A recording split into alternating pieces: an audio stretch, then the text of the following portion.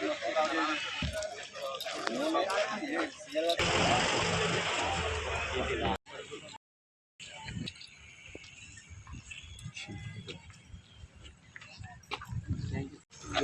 12 November 2025 తారీఖున మండపేటలో టిట్కో హౌసెస్లో రామచంద్రపురం సబ్ డివిజన్ స్టాఫ్ అంతా కలిసి మండపేట టౌన్ ఇన్స్పెక్టర్ గారి ఆధ్వర్యంలో అండ్ ఆర్డినెన్స్ సర్చ్ ఆపరేషన్ చేయడం జరిగింది.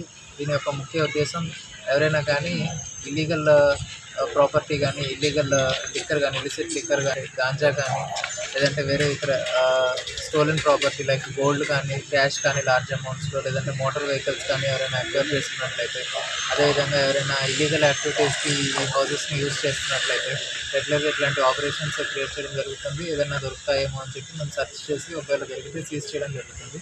అలాగే ఎవరైనా సస్పెక్ట్స్ ఉన్నట్లయితే వాళ్ళని కూడా మనం విచారించి ఎందుకొరకు ఇక్కడికి వచ్చినారు, వాళ్ళు ఎక్కడి నుంచి వచ్చారు అని చెప్పి విచారించి వాళ్ళు ఏదైనా కేసులో ఉన్నట్లయితే వాళ్ళని కూడా మనం అదుపులోకి తీసుకోవడం జరుగుతుంది. ఎలాంటి ఇల్లీగల్ యాక్టివిటీస్ ఉన్నా కూడా వాళ్ళని మనము అదుపులోకి తీసుకొని అట్లాంటి యాక్టివిటీస్ని నివారించడం జరుగుతుంది.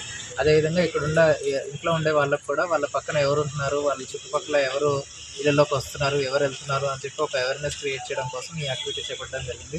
అంటే ఓనర్స్ ఒకవేళ దగ్గరగా ఉండనట్లయితే వాళ్ళు ఇల్లు ఎవరికి రెంట్ ఇస్తున్నారు, వాళ్ళు ఎక్కడి నుంచి వచ్చారు, వాళ్ళ కాంటాక్ట్ ఏంటి, ప్రీవియస్గా ఏం చేస్తున్నారు, ఏ ఊరు నుంచి వచ్చారు, ఇవన్నీ తెలుసుకొని వాళ్ళు ఇప్పుడు వాళ్ళ ఇంటిని ఏ పర్పస్ కోసం యూజ్ చేస్తున్నారు, లీగల్ పర్పస్ అయినా లేదంటే ఇల్లీగల్ యాక్టివిటీస్కి వేటికైనా యూజ్ చేస్తున్నారు అని చెప్పి పూర్తిగా విచారించి మాత్రమే వాళ్ళ ఇళ్ళని రెంట్కి ఇవ్వాలని కోరుతున్నాము. లేదంటే కనుక మనకి ఏదైనా ఇల్లీగల్ యాక్టివిటీ ఆ పర్టికులర్ ఇంట్లో కానీ, ఆ పర్టికులర్ బ్లాక్లో కానీ జరుగుతున్నట్టు మనం నోటీస్కి వచ్చి మనం యాక్షన్ తీసుకున్నట్లయితే ఎవరైతే ఓనర్స్ ఉన్నారో వాళ్ళని కూడా లయబుల్గా చేయాల్సి వస్తుంది.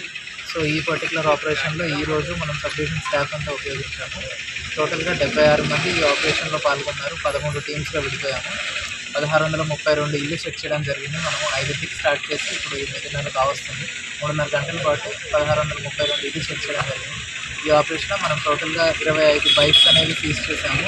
అవి ఒకసారి వాళ్ళ ఓనర్షిప్ వెరిఫై చేసి ఒకవేళ అది స్టోలెన్ ప్రాపర్టీగా తేలితే వాటిని మనం లీగల్ ప్రొసీజర్ ఫాలో అయ్యి అవి ఎవరైతే దాని ఓనర్స్ ఉన్నారో వాళ్ళకి హ్యాండ్ ఓవర్ చేయడం జరుగుతుంది.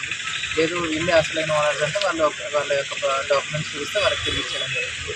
ఒక సస్పెక్ట్ని మనము అనుమానించి వాళ్ళని విచారించడం జరుగుతుంది. ఈ ఆపరేషన్లో రిజల్ట్ అయితే ఇవన్నీ 25 బైక్స్ సీజ్ చేసాము. ఒక సస్పెక్ట్ని మనం వృత్తి వ్యాపారాల నుంచి ఇతర రాష్ట్రాల నుంచి కూడా రిపోర్ట్స్ పరంగా వాళ్ళు నిజంగా ఆసానికి కార్యక్రమానికి పాల్పడుతున్నారు అంటే వాళ్ళని అదుపులోకి తీసుకుని వాళ్ళని కేసులు కట్టడం జరుగుతుంది. అట్లనే ఆ ఇంటి ఓనర్స్ మీద కూడా మనం యాక్షన్ తీసుకోవడం జరుగుతుంది. అందుకనే ఓనర్స్ ఎప్పుడు కూడా ఎవరికి ఇల్లు రెంట్ ఇస్తున్నారో అని వెరిఫై చేసుకుని ఇవ్వాలని మేము కోరుతున్నాం. బయట నుంచి వచ్చి ఇక్కడ పని చేసుకోవడం కోసం, బతుకు తెరువు కోసం ఇక్కడ వసతి తీసుకోవడం తప్పు కాదు. కానీ అలా తీసుకుంటున్న క్రమంలో ఏదైనా అసాంఘిక కార్యక్రమాలు చేస్తే మాత్రం ఖచ్చితంగా మేము యాక్షన్ తీసుకోవడం జరుగుతుంది.